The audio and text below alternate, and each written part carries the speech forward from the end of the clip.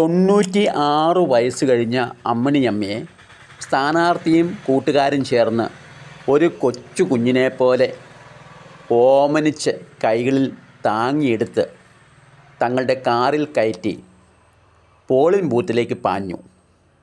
അവിടെ ചെന്ന് ഒരു സഹായിയെ ഏർപ്പാടാക്കി ഒരുവിധം അമ്മിണിയമ്മ വോട്ട് ചെയ്ത് പുറത്തിറങ്ങിയപ്പോൾ സഹായി പറഞ്ഞു, അമ്മൂമ്മ ഇവിടെ നിൽക്കൂ, ഞാൻ പോയി കാർ എടുത്തുകൊണ്ട് വരാം.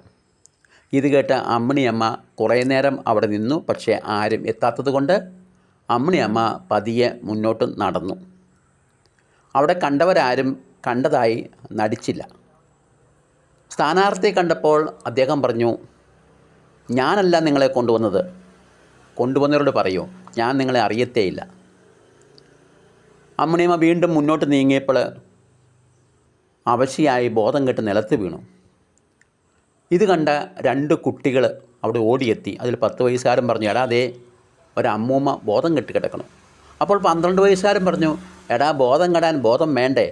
ബോധമുണ്ടെങ്കിൽ ഈ അമ്മൂമ്മ ഈ വയസ്സാം കാലത്ത് ഇവന്മാരുടെ വാക്ക് കേട്ട് വോട്ട് ചെയ്യാൻ വരുമോ? കുട്ടികളുടെ പാട്ടിന് പോയി. അമ്മിണിയമ്മ അവിടെ കുറേ നേരം കിടന്നു. അപ്പോൾ അതിലൂടെ വോട്ട് ചെയ്ത് വെച്ച് നടന്നു വരുന്ന മറ്റൊരു അപ്പൂപ്പൻ അതിൽ വന്നു. അപ്പൂപ്പൻ അമ്മൂമ്മയ്ക്ക് അടുത്ത് കണ്ട പൈപ്പിൽ നിന്ന് അല്പം വെള്ളം കൊണ്ട് കൊടുത്തു. അമ്മൂമ്മ ബോധം തെളിഞ്ഞ് കണ്ണു തുറന്നു.